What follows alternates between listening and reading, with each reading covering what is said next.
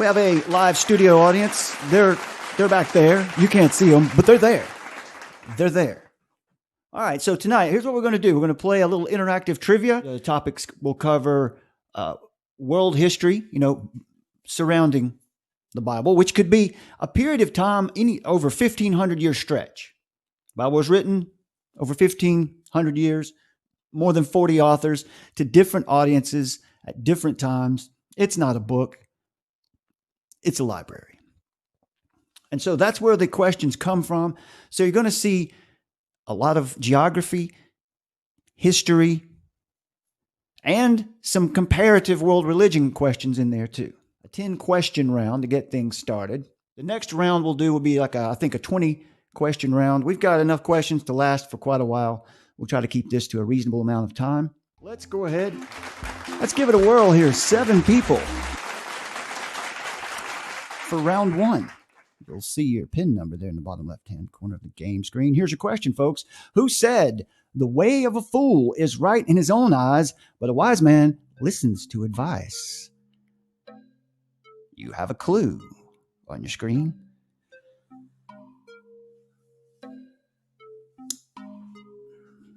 If you can flip over there quick enough to get the answer, well, go for it. Who was it that said the way of a fool is right in his own eyes, but a wise man listens to advice? Was it Job?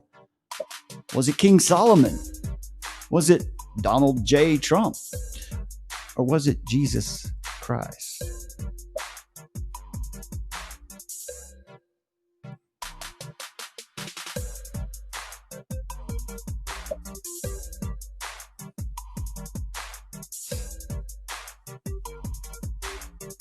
Three answers are in. We're down to 10 seconds remaining. Almost everyone is in now. Who said the way of a fool is right in his own eyes, but a wise man listens to advice? That would have been King Solomon. We did have one vote for Job in there. I like to vote for Job too. All right, let's see how we look. CJM. There you go, on the top. EKC, most excellent Theophilus, right in the middle. And there's that cool cat, too cool for school. And Lucid. I will get to that question of yours, Lucid, here in a bit. What is an apologist? Or what is apologist? Or what is apologetics? We'll get to that. All right, question 2. Here we go. To what does Peter compare the devil? In 1 Peter chapter 5, verse 8, it reads, "Be sober, be vigilant, because your adversary, the devil, walks about, seeking whom he may devour." Was it as a Chinese cave bat? Was it as a serpent? As a beast with 7 heads? Or was it as a roaring lion?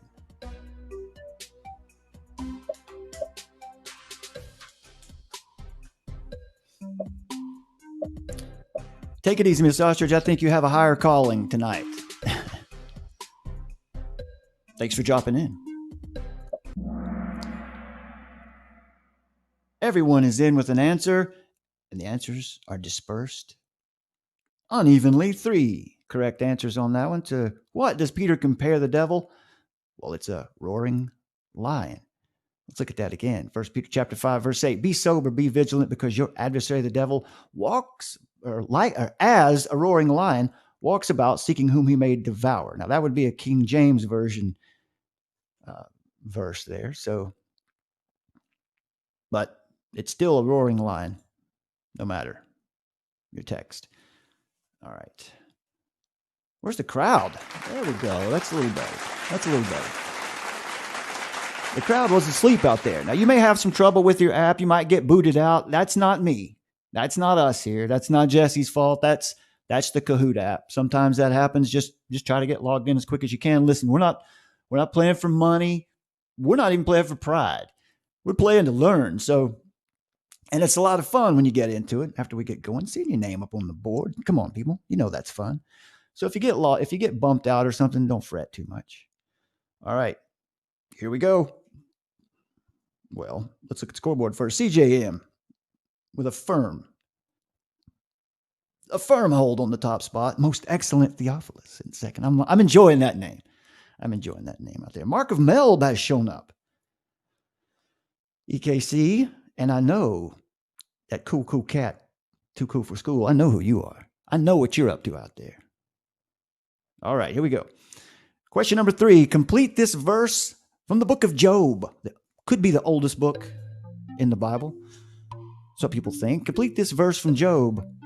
For the Prince of Wisdom is, from chapter 28, verse 18, no mention shall be made of coral or of pearls, for the price of wisdom is... For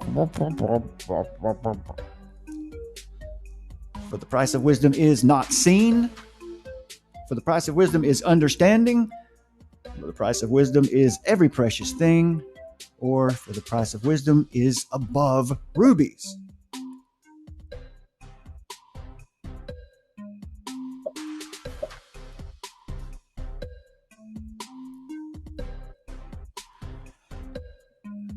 Changed my name. Mods are happy now. You're right. That didn't sound like Trump at all. That was a good opportunity for a Trump impersonation. We'll just have to see if one comes up naturally as we go along here. All right, 6 answers are in, and the clock is running out.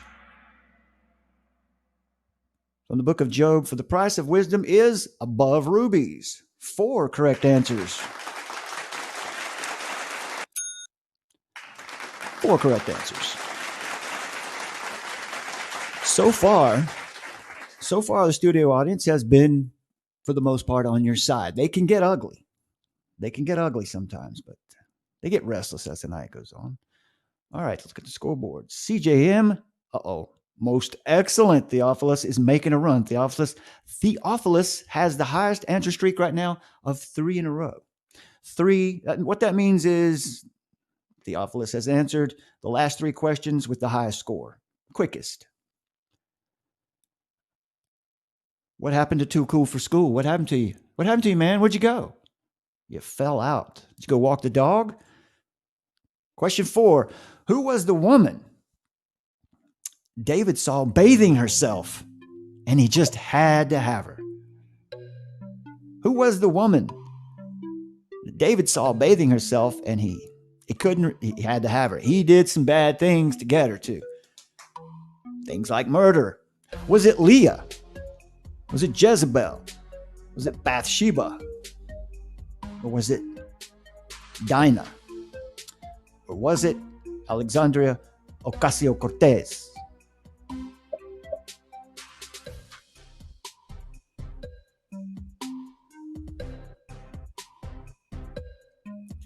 If you guys will check out the salutation in the book of Luke, the gospel according to Luke, you'll see that reference to most excellent Theophilus.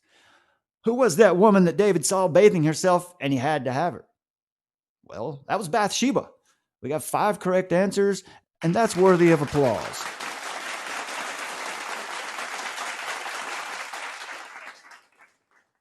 All right. CJM is not letting go of that top spot, even though most excellent Theophilus has 4 top answers in a row now. Too Cool for School is back on the board. Welcome back. Is the dog empty now? Is everyone set? Here we go. Question 5. Which book is this verse found in? Trust in the Lord with all your heart and lean not to your own understanding. Which book is this verse found in? Trust in the Lord with all your heart and lean not to your own understanding. Is it in the shack? Is it in Proverbs? Is it in Psalms? Or the Gospel of John? Okay, your first hint is it's not in the shack.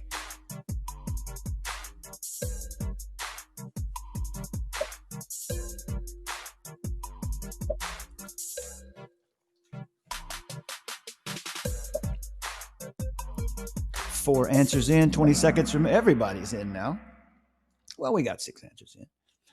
Let's look at that one again. It was not the shack. No one took the bait and fell for the shack on that one. 3 correct answers. 3 incorrect answers. So You get slow applause for that. The answer is Proverbs. This verse is found in Proverbs. Trust in the Lord with all your heart. And don't lean to your own understanding. Boy, that's a tough one. That's a tough one. That's a tough one for a prideful heart right there. To give up your own will and have faith in God's will. That's tough.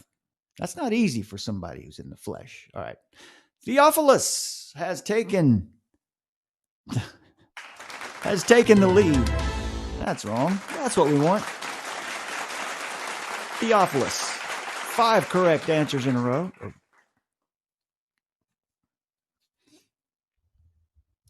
I see Good Evening has made it back into the lobby now. Welcome back. All right. Question number 6. How does Paul end the book of Titus? How does Paul end the book of Titus? Does he say, or does he write, "See you later, alligator"? Does he write, "Peace be with you all that are in Christ Jesus"? Or does he write, "Grace be with you all"? Or does he write, "To him be glory, both now and forever"? Him being Jesus. How does Paul end the book of Titus?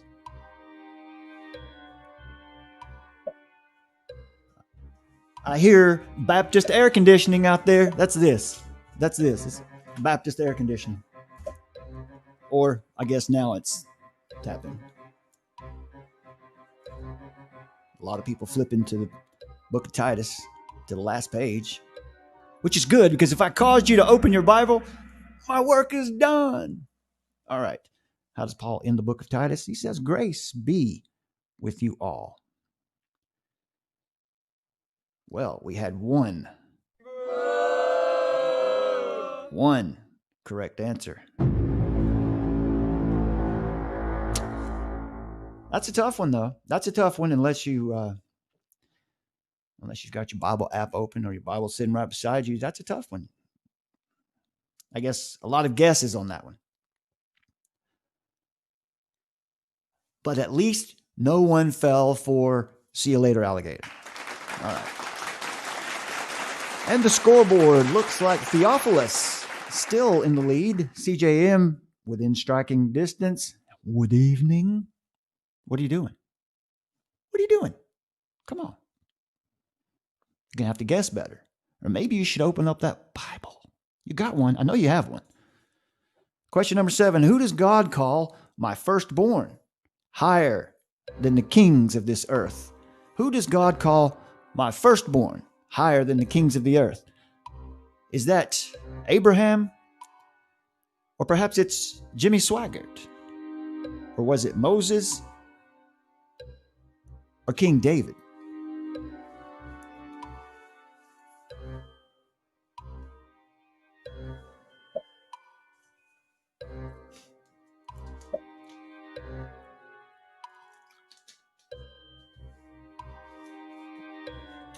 Who does God call my firstborn, who is higher than the kings of the earth? Abraham, Jimmy Swaggart, Moses, or David? Don't take the bait, folks.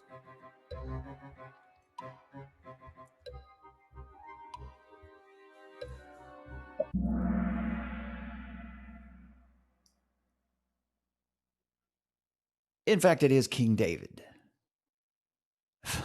4 answered Abraham. That's a good answer. You know, that is a good guess. Theophilus, Lee Maples Theophilus says he got bumped out of the game. Unfortunately, that happens from time to time. Just be patient with it and try to get back in if you can, if you want to. It does happen from time to time, but Ivan's son has a good question. Isn't that Jesus? Well, that's a good question. What we're talking about here is specifically comes from the Old Testament. In the times before the man Jesus Christ, God in the flesh, came into the world. And my firstborn, higher than the kings of the earth, King David, because he was the pinnacle the pinnacle of the bloodline that would lead to Jesus Christ.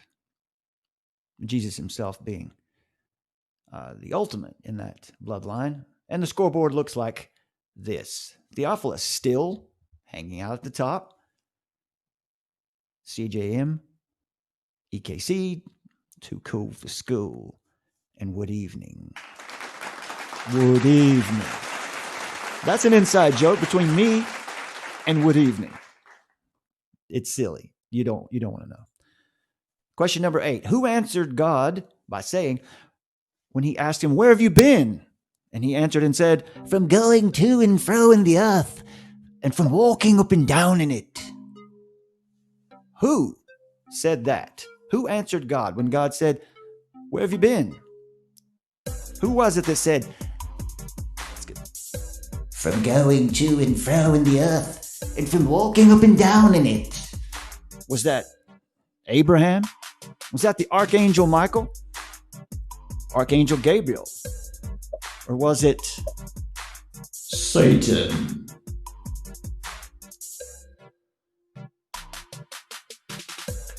This comes from the book of Job. Excellent. Cool. We see the answers coming up in the chat too. That's an acceptable way to play along too. I like it. Okay. 7 answers, 5 of them correct. I bet I know the 2 who got it wrong. I know the 2 who got it wrong. I think I know the 2 who got it wrong. This is one, for those 2 who got it wrong, this is one that we just have to know. It just becomes second nature after a while. God brought Satan, or called Satan forth. Satan was in the earth at this point. This is when in the book of Job. And he was going to turn Satan loose on Job. So when he called Satan forth, he asked him, "Where have you been?" And of course, just for a little fun, he said, it's not like God didn't know where Satan had been, but he does that a lot. He does that a lot in the Old Testament. He asks questions he already knows the answer to. And Satan said, "From going to and fro in the earth, and from walking up and down in it." That's the Satan voice. All right, scoreboard looks like Theophilus is just a tick from 6,000. Our highest score so far in a 10-question round has been 8,300. So there's something to shoot for. All right. Question number 9. Who was it that was called the light of Israel? This comes from 2 Samuel chapter 21, verse 17. Then the men of swear unto him, saying, "Thou shalt go no more out with us to battle,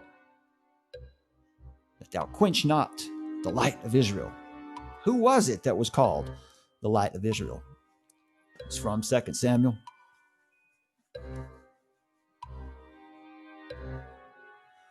Good evening, Mr. Warlight. This guy is Brad. My name is Brad from Carolina YouTube channel.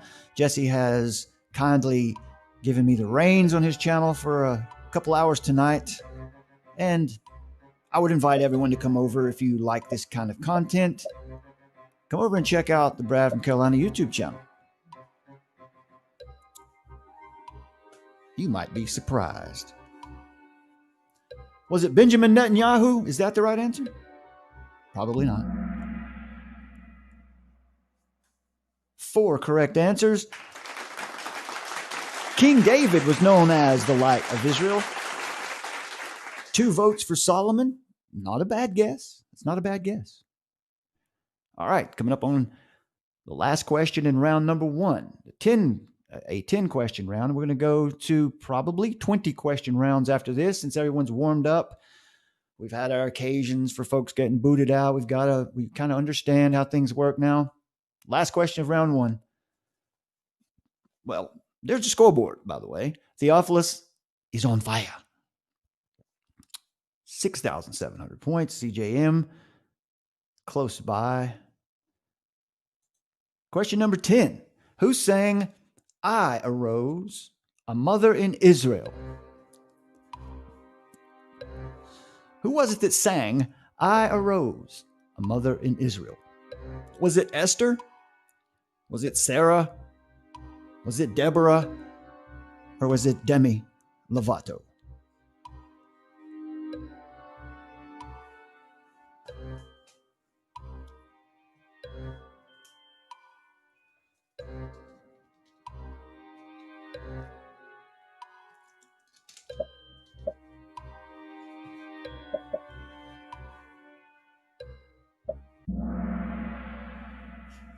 How about that?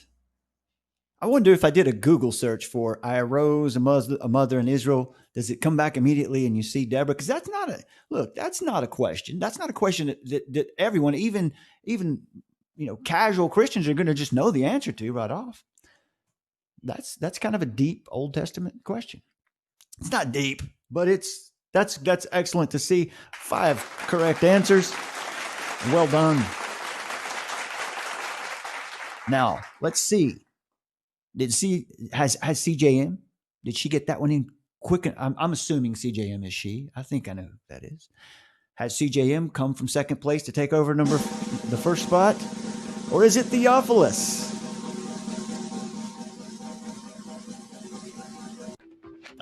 Theophilus, 6,775 points. CJM, second place, just under 6,000. Too cool for school. Well done, too cool for school. You cool cat, you. Good job. I'll tell you this. As I travel around the country, and do a number of speaking engagements all over the country, this is what I'm seeing. Because I have asked this question a number of times. I have asked the question of my audiences, why are you a Christian? I needed to know that. It started to be, as I made this case, I realized that people weren't even sure why they needed to make a case. So I started asking them, why are you a Christian? I got the same answers over and over again. It was really compelling for me. It taught me something. The answers I would get repeatedly, number one answer, without a doubt, number one answer, by a long margin, is I was raised this way. My parents were Christians, raised in the church. That is the most popular. Do you realize that is still the most popular reason why anyone believes anything? Did you know that? Most people hold a view of the world because their parents held it. That's just true for everyone who holds any worldview. You are more likely to adopt the views of your parents than any other source. Even today, with all the power and influence of education and media and everything else. The second most popular answer is this experience answer. I've had some experience that demonstrated to me that Christianity was true. Now, that sounds like good answers, and they can be good answers. But those are the same answers my Mormon family gives me. Why are you a Mormon? Because I was raised this way. I've been in the church my whole life. And I've had an experience of the Holy Spirit that demonstrated for me the Book of Mormon is true and Joseph Smith is a prophet of God. Well, we don't believe that Mormonism is true. As a matter of fact, it's demonstrably false on the basis of a good document evidence, good DNA evidence, good archaeological evidence. It's demonstrably false. Yet their answers sound like ours. We can do better than that. And if we're going to learn and study about the resurrection, we're going to have to take an evidential approach. We're going to have to be able to make a case, understand what the rules of evidence are, and how we use evidence to make cases. And that's what we're going to teach you. Here's question number 1 of 10. Who said, I will not believe until I see the nail marks in his hands? This comes from the Gospel of John. Who said, I'm not going to believe this story about a resurrection until I see nail marks in the hands of Jesus myself. Until I see him and standing in front of me and he shows me these wounds, I'm not going to believe. Who was that? Was that Thomas? Is that Levi? Philip? Or Judas? It was an apostle, so that gets rid of one of those names up there. Now, you may have heard this term before. Oh, that guy's just a doubting blank.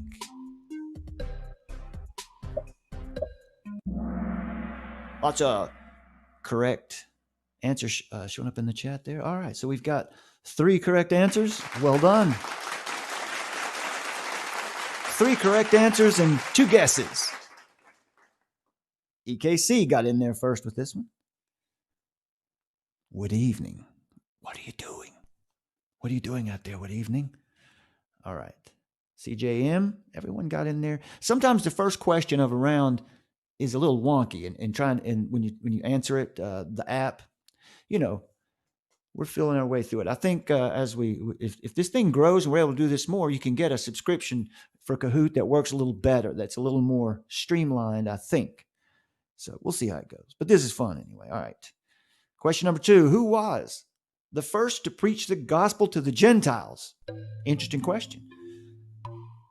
Be careful how you answer. Who was the first to preach the gospel to the Gentiles? Not the one who was called to take the gospel to the Gentiles, but who was the first to actually preach the gospel of Jesus crucified to the Gentiles? Was it Philip? Was it Jesus? Was it Paul or Peter?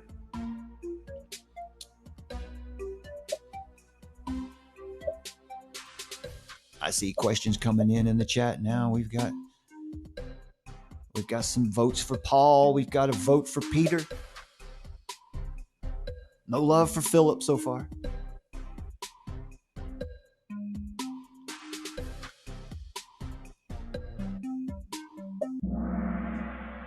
Who was the first to preach the gospel to the Gentiles? Well, that would be Petros. Peter. 4 correct answers. Well done.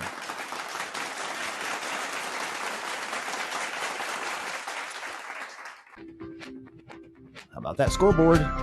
Look at that. EKC on top. Most excellent Theophilus, 2nd place. CJM. Everyone's holding fast. Good job. Good scores. Too cool for school, you cool cat. Come on now.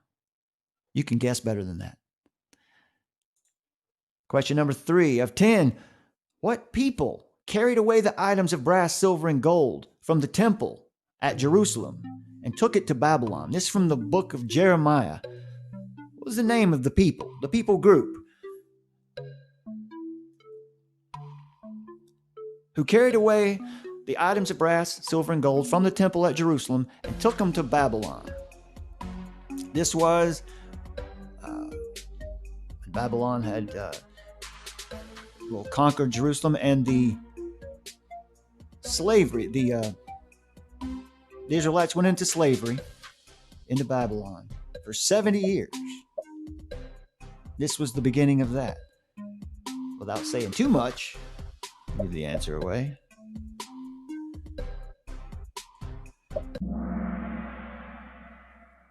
Look at that. Let's give some 6 answers, 6 correct answers. It was, in fact, the Chaldeans.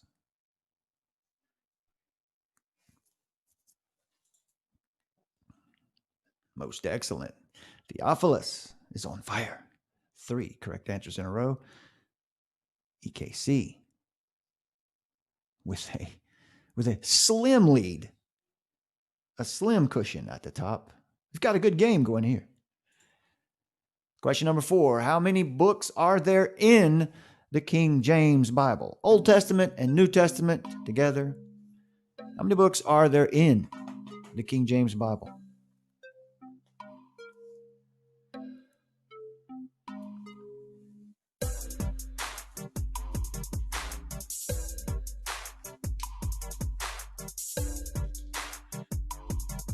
Every time we get this question, I think it's worth reminding folks that the idea that the Bible is a book is a misconception. It's not a book.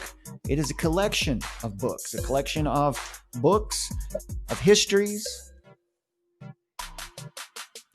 of wisdom literature, of poetry, of music, of biographies. The Gospels are biographies. So the Bible is, in fact, a library. Books written over 1,500 years by 40 different authors. And we have 3 correct answers. 66 books in the Bible.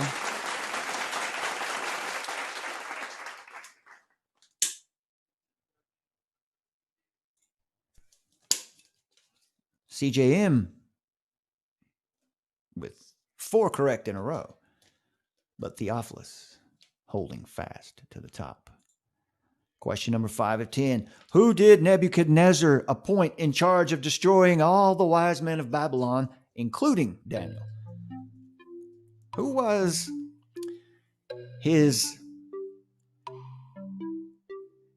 Who was the person who Nebuchadnezzar put in charge of destroying all the wise men of Babylon because they had disobeyed the order to worship the god of Babylon, the pagan god of Babylon. These guys, Daniel and his 3 friends, they were not about to stop worshiping God just because Nebuchadnezzar said you had to do it. Nebuchadnezzar created an idol, and a couple times during the day, or whenever you heard him playing the music, you had to stop and fall down and worship that idol right then and there. Daniel and his 3 friends refused to do it. In fact, they kept openly praying out in the open to Yahweh, to their God, to the God, the only true God. And Nebuchadnezzar put someone in charge of destroying them for all this. That was Arioch. One correct answer. Oh no. Easy. We're learning here. Like I said, studio audience gets out of hand sometimes. All right. Arioch, correct answer.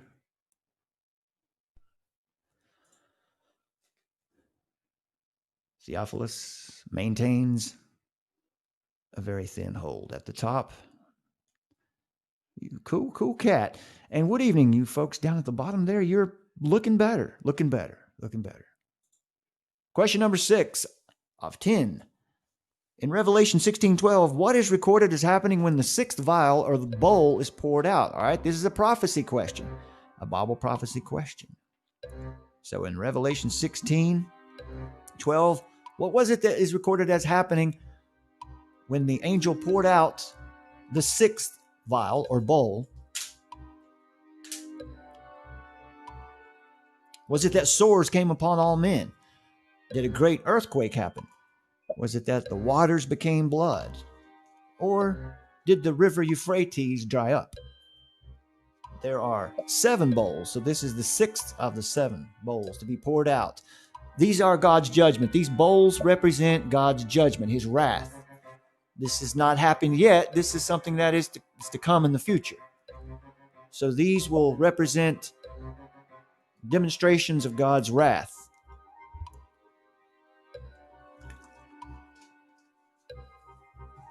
And you'll see in the answers there, you'll see some examples of God's wrath in the past on other kingdoms, like the Egyptians, where the waters became blood. And the correct answer is yes. When the 6th vial, the bowl, was poured out, the river Euphrates dried up. 2 correct answers. Light applause for 2 correct answers. EKC takes over the top spot.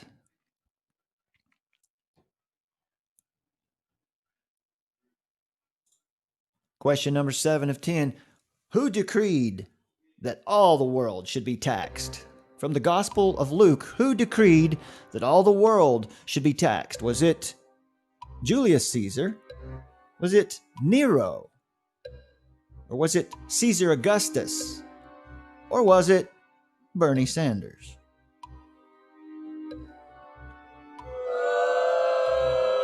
That's not very nice. That's not very nice.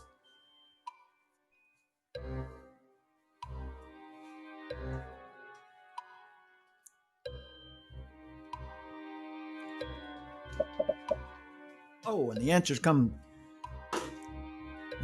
rushing in all at once. Bernie Sanders didn't get 1 vote. Good. Okay.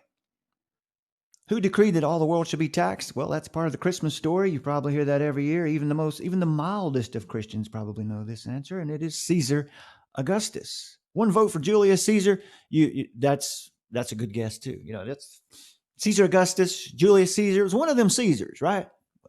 That's not a bad guess. Bernie Sanders would have been a terrible guess. And the scoreboard, Too Cool for School, is on fire.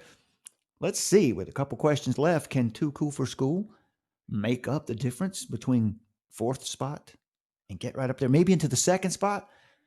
I don't know. Let's see what happens. EKC holding the top spot. Question number 8 of 10. What was Abednego's Jewish name? All right, this comes from the book of Daniel. Shadrach, Meshach, Abednego. These were Babylonian names given to Daniel's 3 friends, and these names all had some reference to the pagan gods, Shadrach, Meshach, and Abednego. Now, Daniel's 3 friends were named Azariah, Mishael, and Hananiah. One of those 3 friends' name was changed to Abednego in Babylon. All of the names that the 3 young men had before, their names drew reference to God of Israel, the one true God. Azariah, Mishael, Daniel, El meaning God, short for Elohim. Okay, what was Abednego's Jewish name? Azariah. Just remember in that one, A, Azariah, A, Abednego. You can keep it straight that way. 2 correct answers. Light. Very, very, very light applause for that. How's the score look here now? EKC on top. Too cool for school continues the push for the top spot. Time is running out. What's going to happen? Question 9 of 10. When was Judaism formed as a religion? When was Judaism formed as a religion?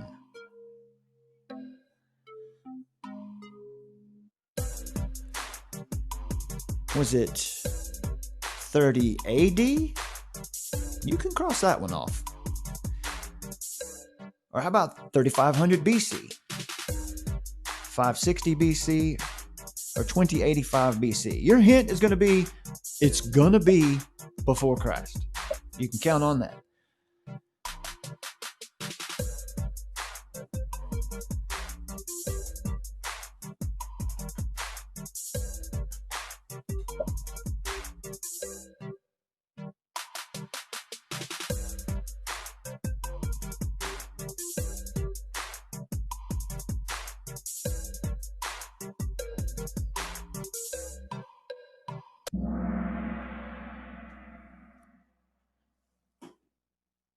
When was Judaism formed? It was 2085 BC. 2 correct answers on that one. Once again, very light, respectful, but not overly enthusiastic applause for that one. EKC still on the top, nearly 6,000 points. Once again, the record for a 10-question round is 8,300, held by the queen of Bible trivia,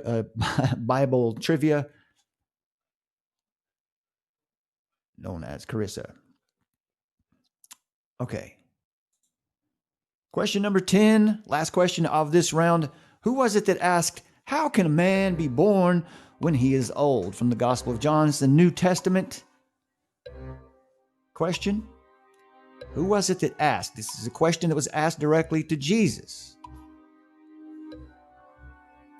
One of the Jewish authorities asked Jesus this question in reference to the gospel Jesus was preaching. How can a man be born when he is old? Was it Nicodemus? Was it Peter, Philip, or Thomas?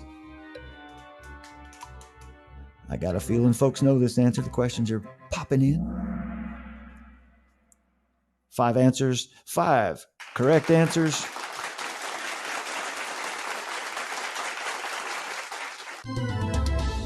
Excellent. Well done. And that takes us to the end of round number 2. And Wood Evening with 3 correct answers in a row.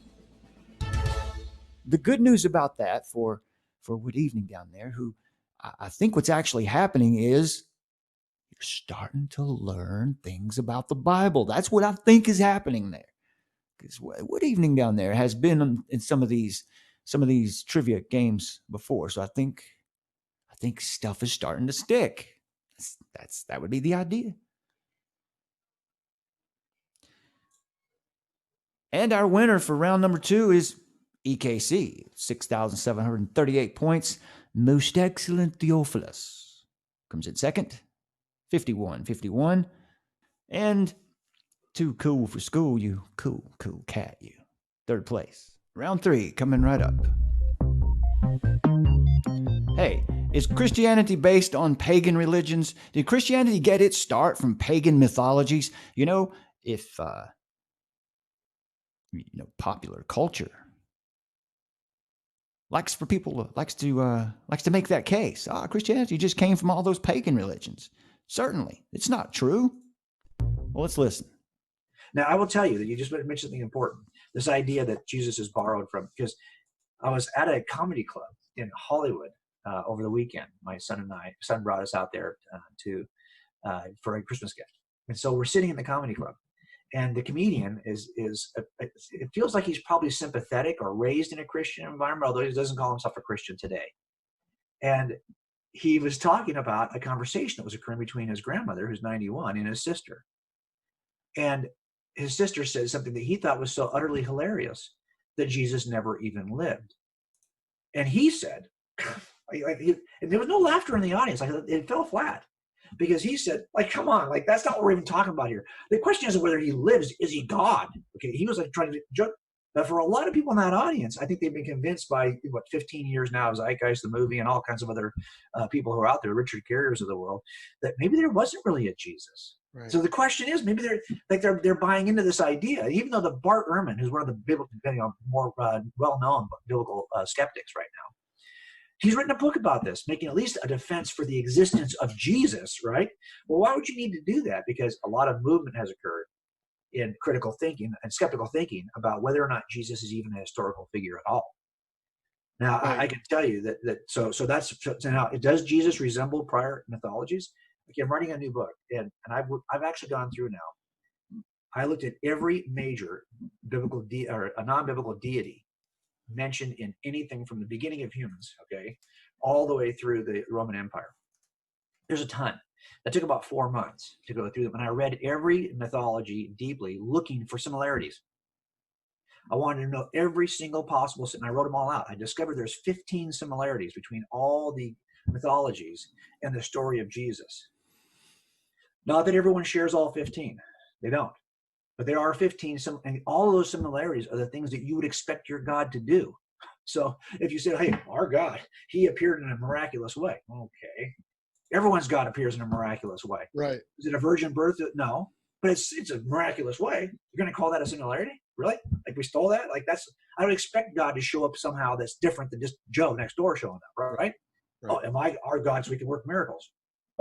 Okay, so it turns out those 15 you identify are all the things that any rational person, if thinking about God, would think. Round 3 begins now. Are you ready?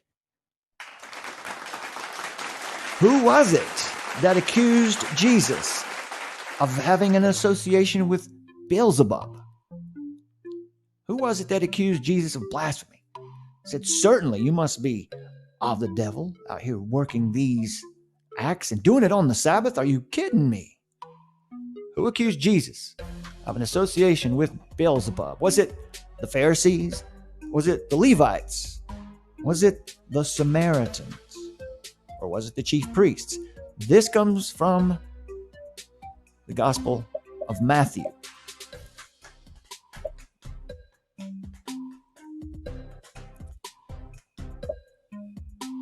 TJ Blackmore in the chat. How's it going? Zoe Glenn. I think I know you. Seth the Saxon. My brother. And too cool for school. KJ. 7 answers. 7 correct answers. We're off and running. In fact, it is the Pharisees who accused Jesus of having an association with Beelzebub. Too cool for school is on the top. Look at What Evening, right at the top.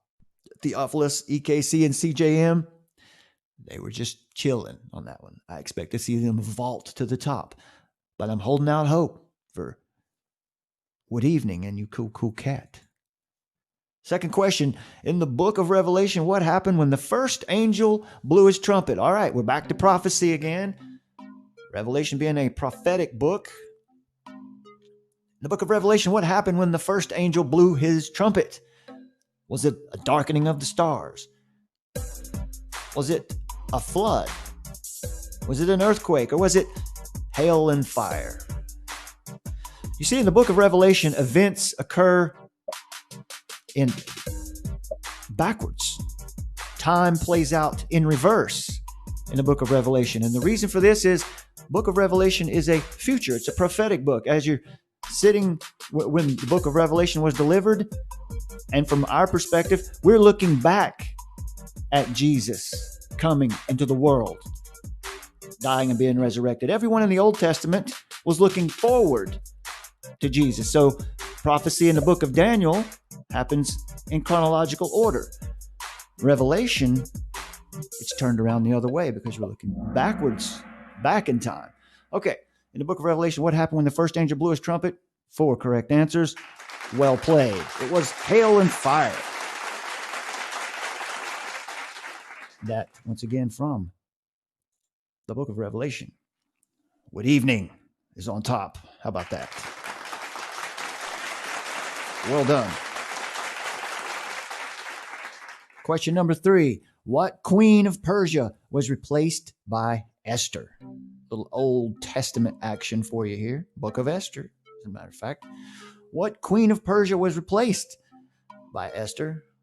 Was that Vashtai? Or was that Candace? Or was it Delilah? Or Cleopatra?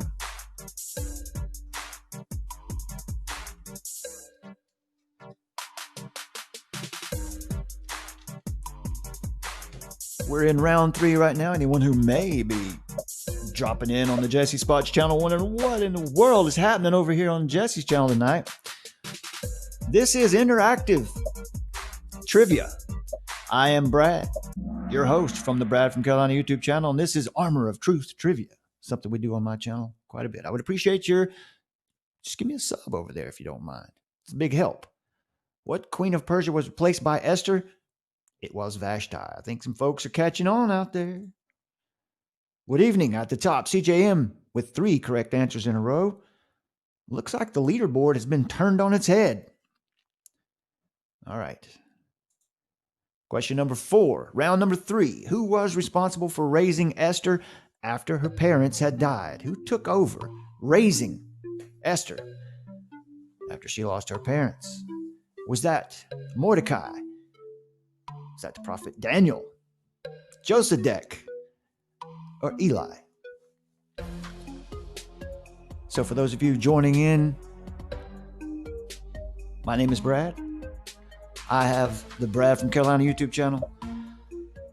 My information is on the channel there. If you find yourself in a mood to donate, you can see that information right there. But I would appreciate subscribers. That would really help to get my channel up to 1,000 so that YouTube doesn't just find a reason to shuffle me off of the platform, calling me unviable or not financially viable or something.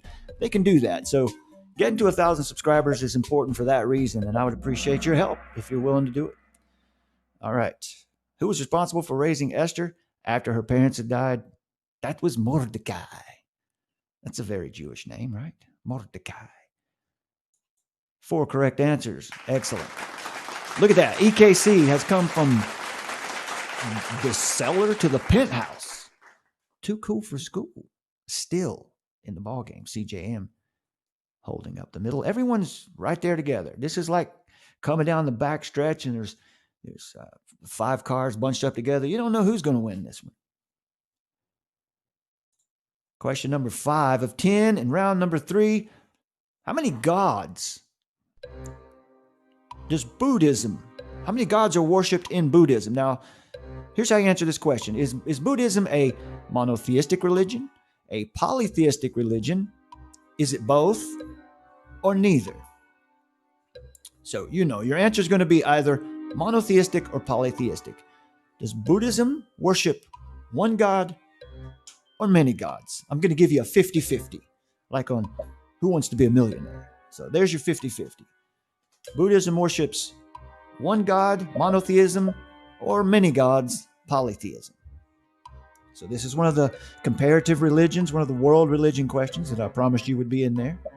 We haven't seen one yet, but here we go. Buddhism worships how many gods? Neither. Neither. How about that for the trick question? Buddhism worships no gods. No gods. The idea in Buddhism is to empty yourself and become one. When you die in Buddhism, you just evaporate and become one with whatever. You become one with the universe.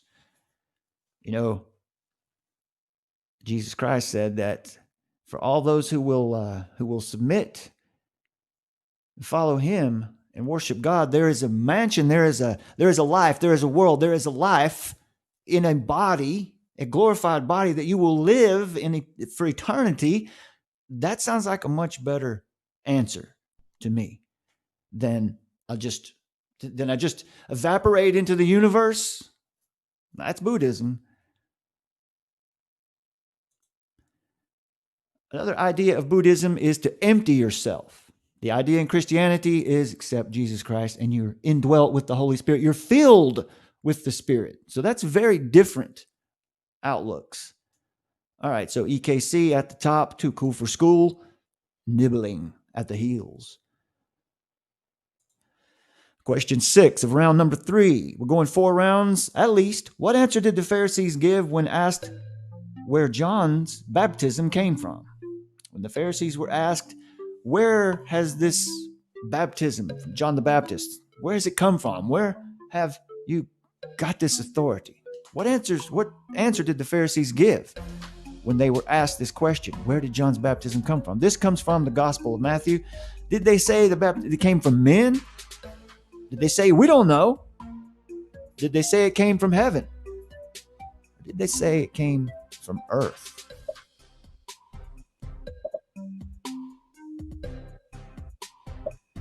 Ivan's son got that Buddhism question on the nose. No gods worshipped in Buddhism.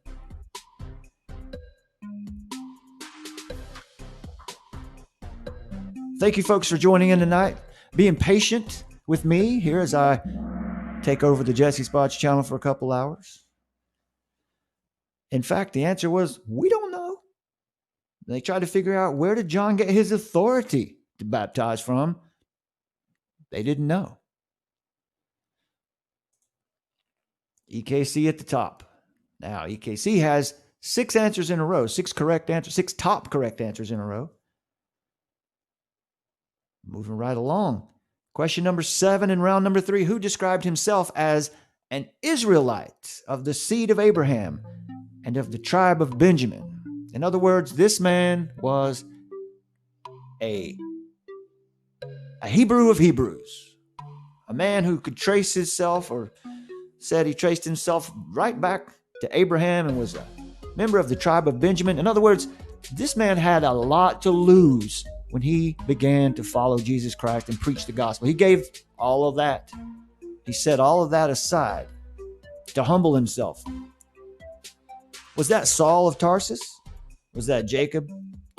Was it Judas Iscariot? Or was that Jesus of Nazareth?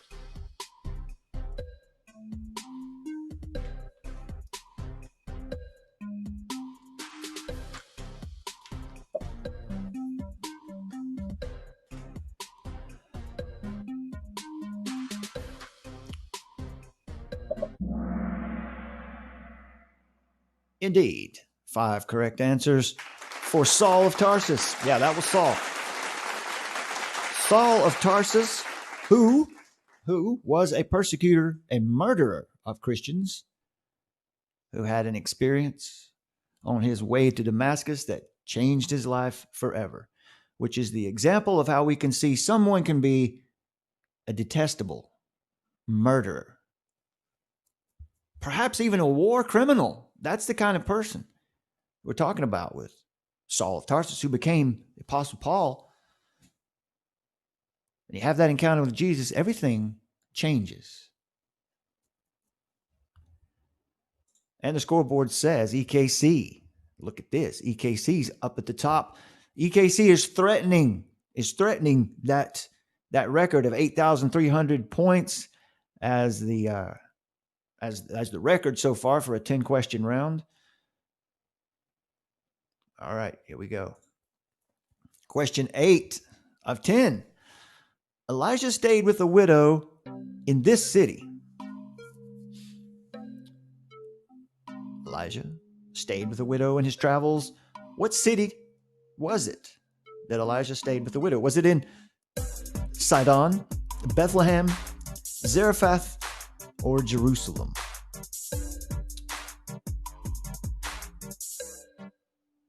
Once again, folks, you're coming over to the Jesse Spots channel and you're wondering what's happening.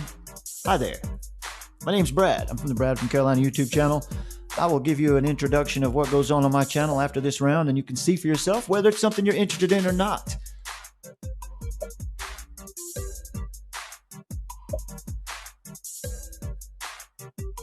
Five answers in. Questions in the chat, or answers in the chat coming in with Sidon. We got Sidon as an answer coming through in the chat. We had 6 answers, 6 correct answers. Zarephath.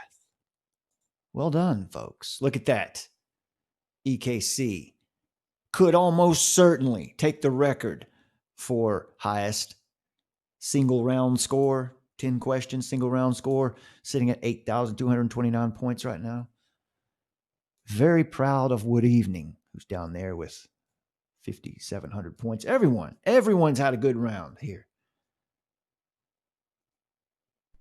Folks are learning. It's a miracle. Question 9 of 10. After which event was there a great persecution against the church in Jerusalem? This comes from the book of Acts. After which event was there a great persecution against the church in Jerusalem? Was that event the raising of Tabitha? Was that event the healing of a cripple? Was that event the death of Stephen, the stoning of Stephen? Or was that event the imprisonment of Peter?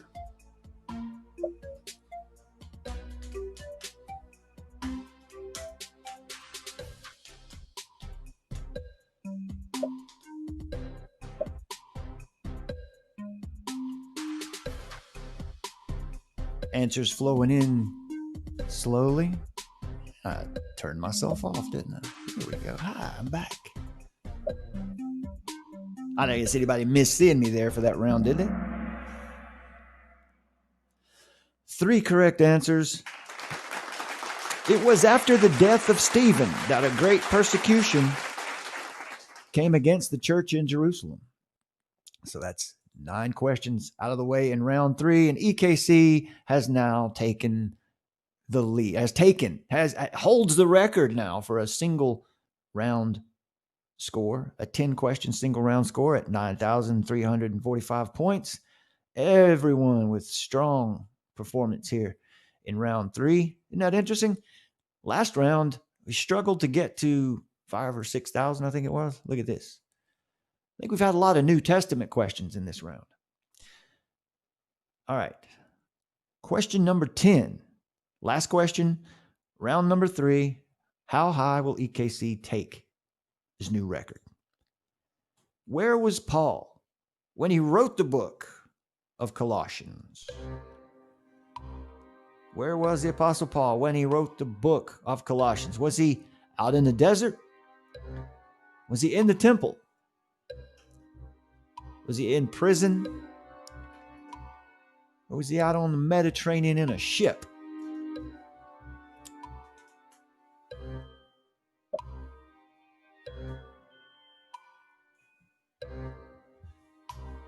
Folks in the chat seem to get that last question right. Death of Stephen, the stoning of Stephen. Excellent. Good job out there in the chat. Well done.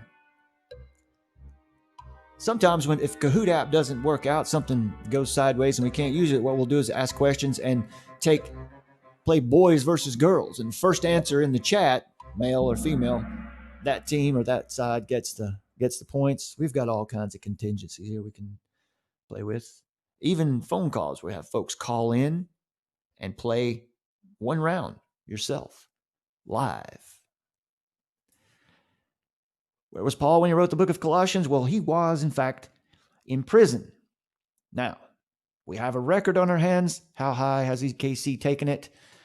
9,345 points. EKC has destroyed the previous record of 8,300 points by 1,000 points. Theophilus making a run. Theophilus also going ahead of that previous record of 8,300 points. Everyone with a strong showing here. Look at that. That makes you proud. Look at that. Look at those numbers out there. Lots of quick and correct answers on this round. Well done, folks. Good job. Let's get another round of applause out there. I mean, studio audience, they're not quite as appreciative as maybe they ought to be. So we know that EKC now holds the record of the highest score for a 10-question round, 9,345 points. Ready for round number 4? The bonus round of 20 questions is off and running. What did Abraham's servant look for in a woman to marry Isaac? All right. They were looking for someone for Abraham to marry. What was one of the attributes that they needed to find in the woman that they wanted to marry Isaac? I said Jesse in my head.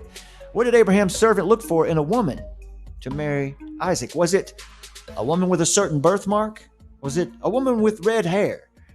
Was it a woman with a red dress? Or were they looking for a woman to water his camels?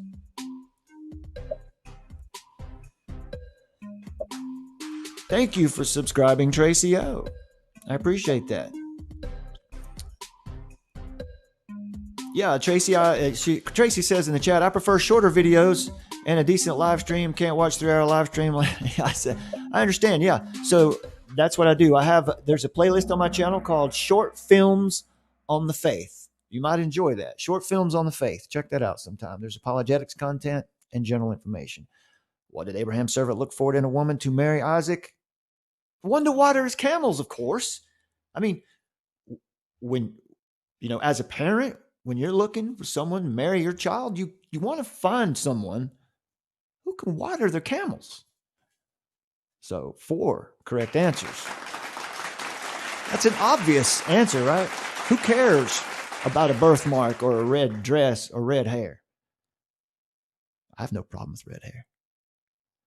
But if you find a woman who will water your camels, you're in luck.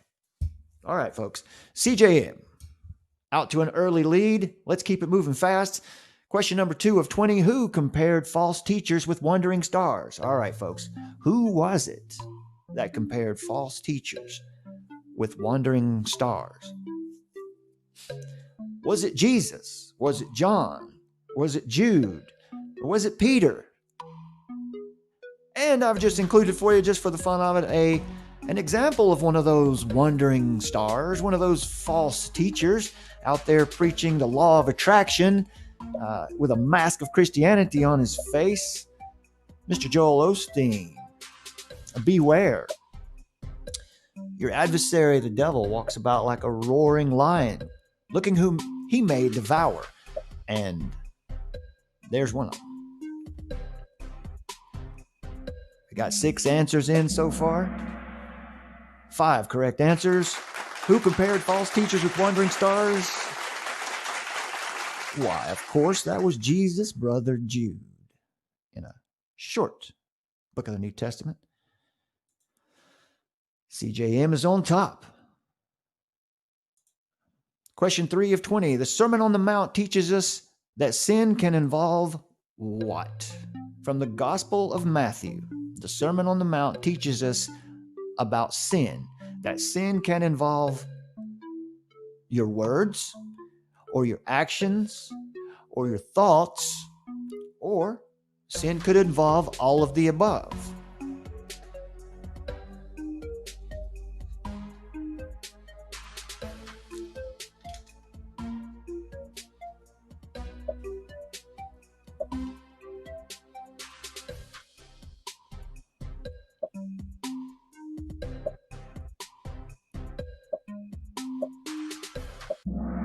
Seven answers in, 7 correct answers. I gave you that one, right? Yeah, come on, folks. I am a thoughtful teacher. I throw you a bone every now and then because, man, we're here to learn and have some fun and learn the Bible, right? Sin can include all of those things. So It's not that you have to be careful of what you're doing. Once you're indwelled with the Holy Spirit, these things start to fall into line. We don't behave well in order to be saved. That's Catholicism. We submit to Jesus Christ, and then the behavior changes. The good deeds come after the fact. All right. CJM still on the top. Good evening with 3 correct answers in a row. Well done. By the way, I'll just go ahead and tell you, good evening in the chat. That is my daughter. All right, so here we go. Question 4 of 20. What did Queen Vashti refuse to do? What did Queen Vashti refuse to do? Did she refuse to wash herself in the Jordan River? Did she refuse to eat the king's defiled bread? Did she refuse to display her beauty before men? Or did Queen Vashti refuse to listen to the prophet Amos?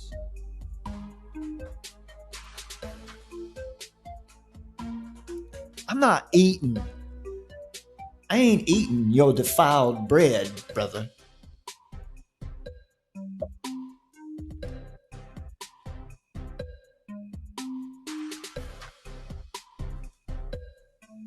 The answers are flowing in a little more slowly for this question.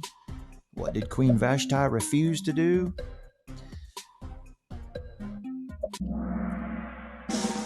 What did Queen Vashti refuse to do? She refused to display her beauty before men. Now, I see that she refused to eat the king's defiled bread is also checked down there, so you get that one too. I think that's a mistake in the question, but still, for the sake of this, well, you got that one given to you. I can't remember, but I think that's a mistake in the question. I wrote these questions, by the way, so I didn't pull these off of any server or anything. Let's keep going. CJM, 3,463 points. Too cool for school, you cool cat. Look at you. Question number 5. In the book of Revelation, what falls to the earth that makes the waters bitter? Back to prophecy. In the book of Revelation, what is it that falls to the earth that makes the waters bitter? Whoa, those who dwell on the earth. Well, was it an angel that fell to the earth that makes the waters bitter? Was it incense? Was it a lamp? Or was it a star? All right, folks, so you've got a 50-50 for you right there. Only 2 of those things could fall to the earth. So there's your 50-50. Edu! It's good to see Edu out there.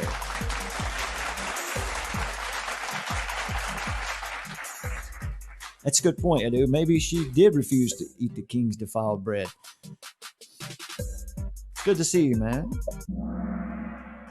Look at that. Look at these students of the Bible blossoming right before your eyes in the book of Revelation. What falls to the earth that makes the waters bitter? Okay, it was not a very difficult question, but it was a star. CJM is on top, too cool for school, just holding fast right there at the top. I don't think too cool for school is guessing anymore. I think he knows the answers. I think he's learning. Question number 6. Here we go. Daniel's 3 friends again. What was Shadrach's Jewish name? Now remember, Daniel's 3 friends were named Azariah, Hananiah, and Mishael. And we've already talked about that Abednego's Jewish name was Azariah. All right, so that gives you a 50-50 because we're not talking about Daniel here. What was Shadrach's Jewish name? Was that Hananiah or Mishael?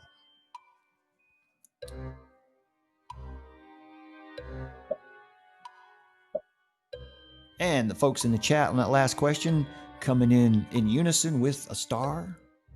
Everyone got that question right in the game and the chat. And Seth the Saxon says simply, fire.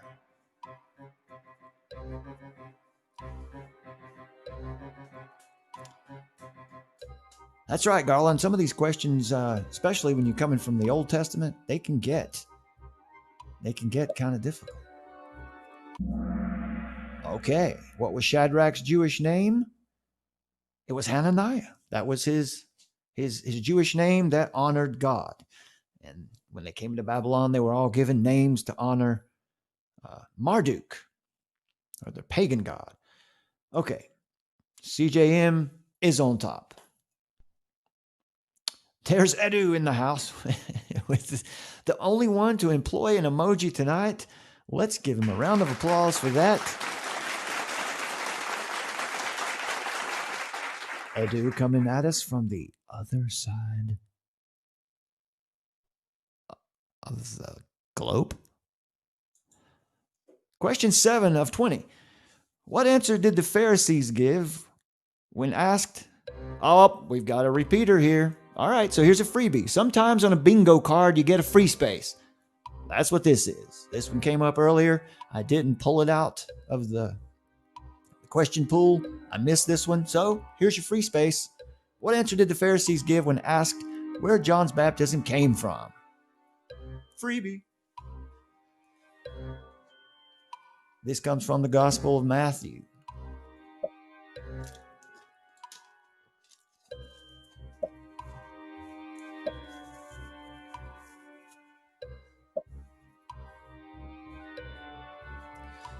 Edu has been a partner in this move to establish some sort of ministry and grow an online presence for over a year now. So I'm super grateful to Edu for that.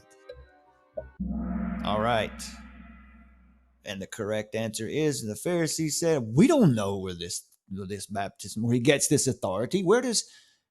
They ask him, are you Elijah? He says, no, I'm not Elijah. Well, then who gives you authority to baptize? There's EKC. EKC, the new record holder for a 10-question round at 9,345 points, shattering the old record by 1,000. He's at it again, folks. Number 8 of 20. Who was called the Son of Perdition? You might want to get Google out right quick and define perdition. Look it up right quick. It's sin. It's disobedience. All right. Perdition is disobedience, sin, going after your own way, shunning the will of God for your own will. That's a way to describe perdition. Who was it? Who was it that was called the Son of Perdition? In the New Testament, was that Herod, Ananias, Caesar, or as the Greeks would say, Kaiser, and Judas? Kaiser is spelled in the chat. You probably realize that your name is actually Caesar, right? It means king. Who was called the Son of Perdition? The question's popping in kind of slowly. 3 correct answers. It is Judas. Not a difficult one there. EKC. Wow, EKC might go ahead and blow away his previous 10-question record. All right, CJM looking good. Most excellent Theophilus back in the game. That's a good-looking group right there. That's pretty high scores for where we are in this round. All right. Question 9 of 20. Which of the 7 churches in Asia Minor, did the Lord say he had set before them an open door? In other words, he showed favor to this church because he had no rebuke against this church. 2 churches, 2 of the 7 churches, Ephesus, Smyrna, Pergamum, Thyatira, Sardis, Philadelphia, and Laodicea. 2 of them received no rebuke. See, in the book of Revelation, Jesus sends his angel to give a message, to give a letter through John to all the 7 churches in Asia Minor. They all got rebukes and kudos. 2 of them did not receive rebukes. One of these, the Lord said he had set before them an open door, a vote of confidence. Was that Ephesus, Thyatira, Sardis, or Philadelphia?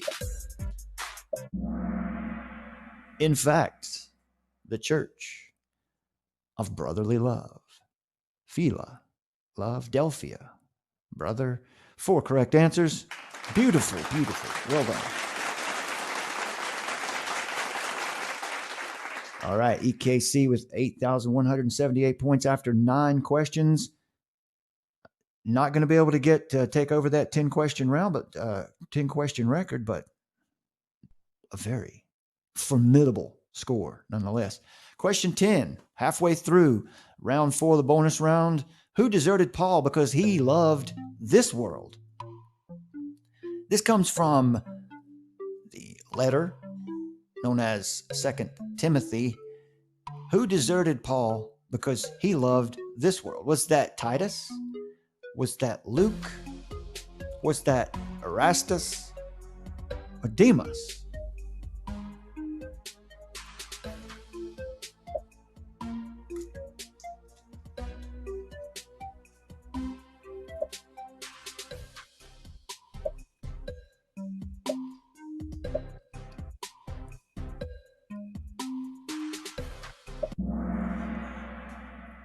It was Demas. Some might say Demas. I'll say Demas. I don't think anyone says Demas. Okay. It was Demas. 5 correct answers.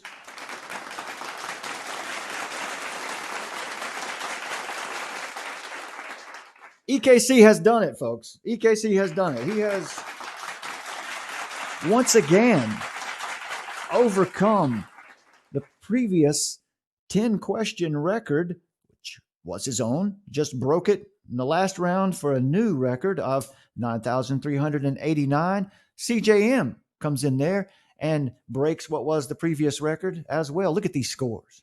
I am a proud Bible teacher right now. Don't I look like a very proud Bible teacher right now? Well, this is my outfit, my get-up, because I am the Trivia Bandit. I've taken over the Jesse Spots YouTube channel tonight, as you can clearly see. And some of you have popped in here to see what Jesse's up to on his channel tonight, and we're gravely disappointed to find this countenance in front of you. Well, just hang in there. Just hang in there. You might be surprised by what you find. All right, we're going to continue going in round 4, a bonus round for 20 questions. First 10, pretty impressive. All right. A lot of learning going on. All right. Question number 11 of 20. How many men were chosen to distribute food to the widows in the early church? How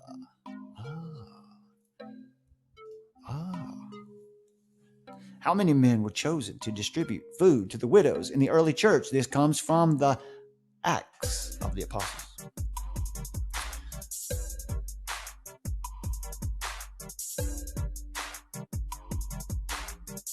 That book in the New Testament where we learn all about the original church, the original body of Christ, and their ways, and their responses to the gospel, and how they took it to the world. So how many men were chosen to distribute food to the widows in this early church? 4, 5, 7, or 6? Is it going to be a prophetic kind of number or not?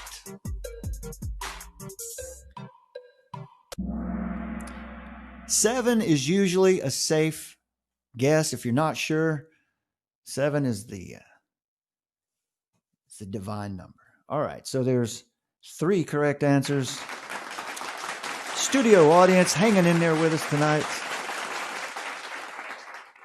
CJM, 9,450. CJM takes over the top spot. 4 correct answers in a row.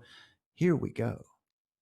Question 12 of 20 in round 4, the bonus round. Name the Jewish governor appointed by Nebuchadnezzar. This comes from the book of Jeremiah. Who was that Jewish governor appointed by Nebuchadnezzar? Who was the Jew appointed to be a governor in Nebuchadnezzar's Babylonian kingdom? Chosen to be one of his regents, chosen to be one of his leaders.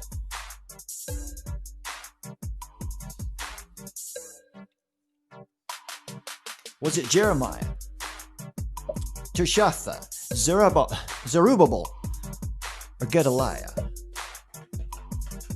Zerubbabel. That's a fun word to say.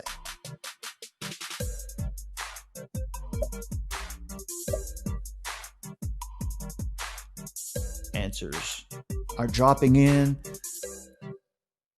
like drops into a sink in the middle of the night. Just plop, plop, plop.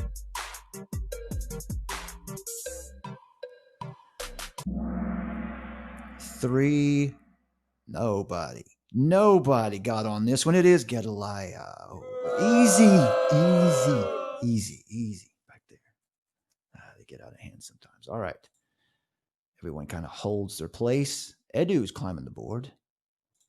Question number 13. We're over the hill now. We're on the downward slope in this fourth and bonus round. Which book comes before Haggai? Quick, open your Bibles. Let's get that Baptist air conditioning going. There it is. Yes. Which book comes before Haggai? Is it Obadiah? Is it Zephaniah? Amos? Or is it Psalms?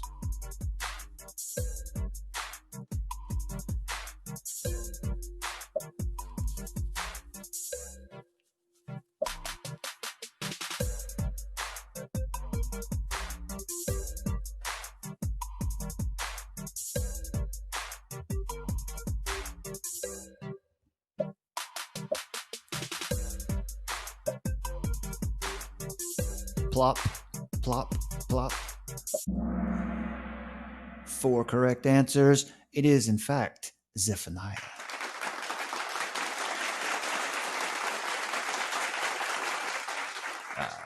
Based on the King James Version anyway.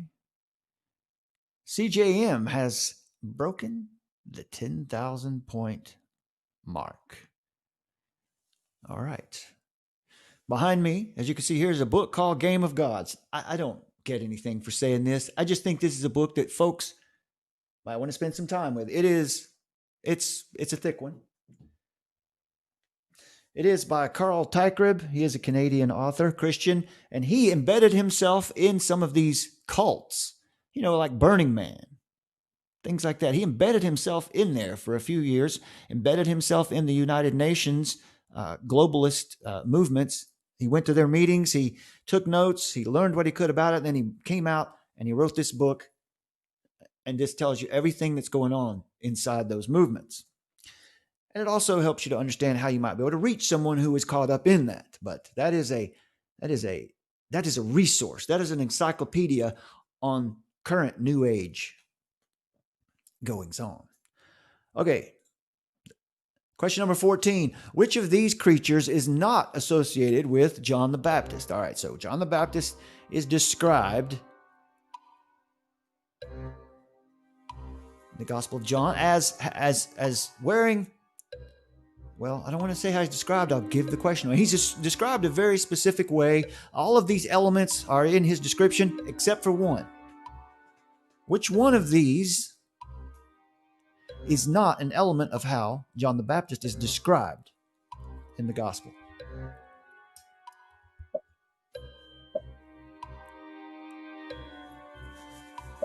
I predict a lot of correct answers here. Edu, I think there's a lot of guessing going on. Definitely from Wood Evening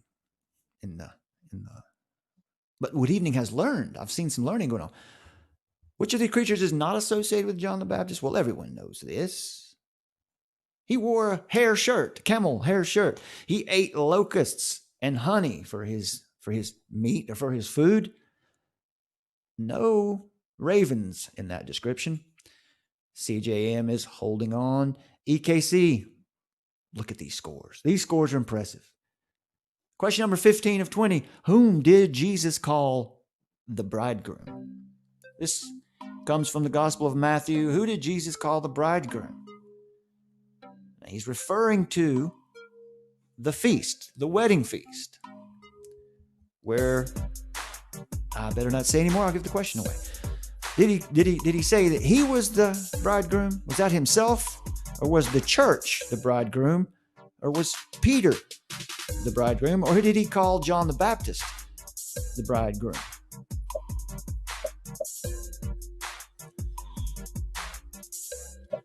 Rock E. Shepherd, welcome to the channel. Welcome to the game. Welcome. Whom did Jesus call the bridegroom? From the Gospel of Matthew, the answers are trickling in. 3 correct answers, 3 incorrect answers. That doesn't get a boo, but that gets a slow clap. Jesus called himself the bridegroom, as in prophecy, the church is referred to as the woman, the bride. Jesus' bride, that's you and me. We are the bride. The church, the body of Christ, is the bride, and when the bridegroom comes back, the wedding feast, that's what we're looking forward to. All right, CJM still on top, 11,000 points, 11,700. Wood Evening with a very good showing down there. Question number 16 of 20. Who wrote down Paul's letter to the Romans? This comes from Romans 16.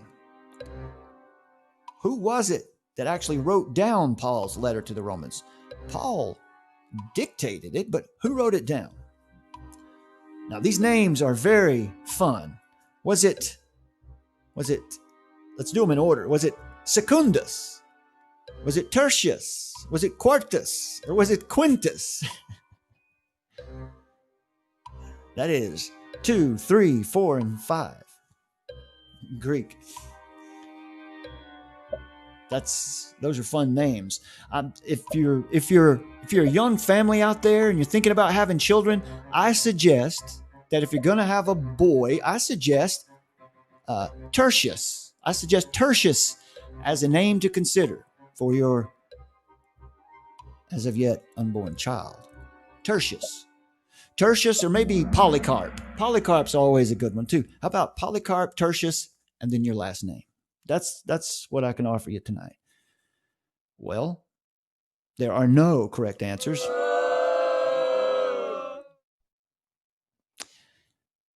The answer was Tertius. And I recommend, if you're going to have a baby, consider Tertius as the name. It means 3. Okay. CJM, everyone's holding tight right there. Not much on that question. Question number 17 of 24 questions remaining. Where was Solomon crowned king of Israel and Judah? What was the location where Solomon was crowned king of both parts of the kingdom, bringing them together? Was that at the banks of the river Jordan? Was that in Jerusalem? Was that at the spring called Gihon or Gihon? Whichever. Or on Mount Or?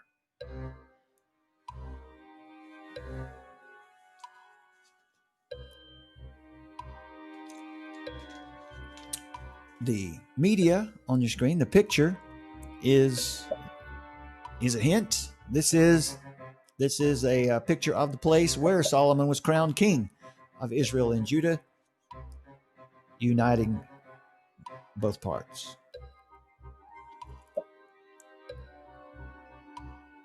Edu is correct. It's not me. I'm not mean. It's the studio audience. They're the ones. Where was Solomon crowned king of Israel and Judah? That was at the spring called Gihon. One correct answer. So you get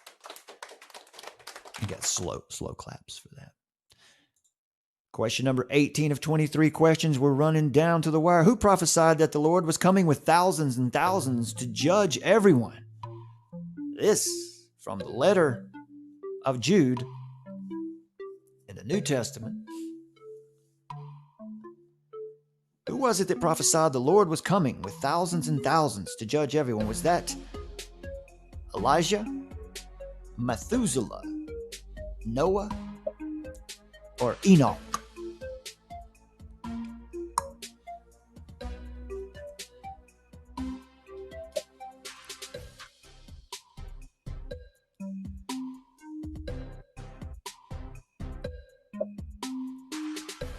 Sadly, we're reporting a little lagging, some things going on with the stream now. Yeah, that's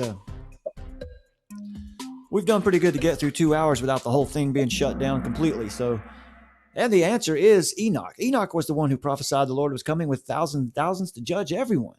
But that was mentioned in the book of Jude. It was a very early occurrence mentioned later in the New Testament.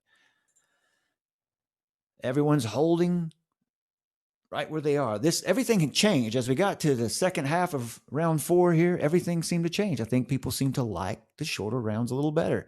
Well, we're down to 2 questions remaining in tonight's trivia challenge. Here is second to last, number 19. Complete this verse. By the rivers of Babylon, there we sat down, and yea, we wept when we remembered blank. Complete this verse. By the rivers of Babylon, there we sat down, yea, we wept when we remembered blank.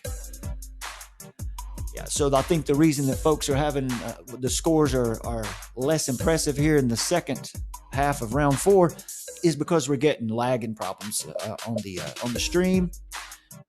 But we keep it going because, hopefully folks will watch this on replay, find it interesting. So we'll just keep it going, and they'll want to play along on their own. So I apologize for the lagging. Everyone got in on that one. It looks like there's no problem with the lag or the app on that question. Everybody's in with Zion, and that is correct. CJM with 12,500 points, sitting atop. She's got a spot, got a room on the top of the world tonight.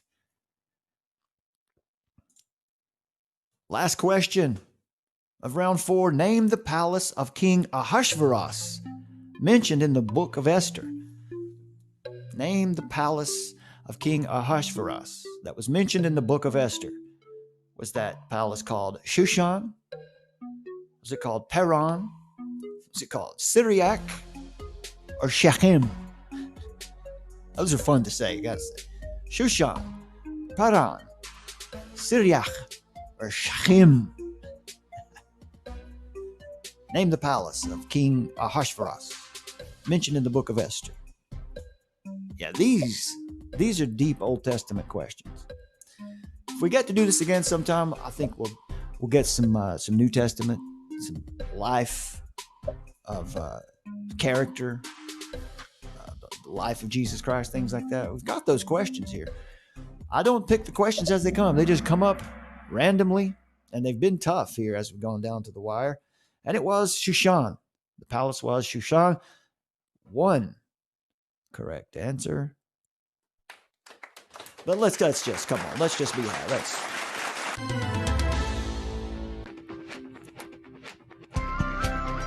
CJM at the top of the pile with a room at the top of the world tonight. 13,203 points. EKC, strong showing. EKC setting 2 records tonight. First, breaking the 8,300 point 10 question record with 9,345 points, and then shattering his own record by 44 points with 9,389 at the beginning of round 4, or the first 10 questions of round 4. And there is Edu, my brother Edu, who came in at the last minute and found his way up to the podium. You've got to respect that.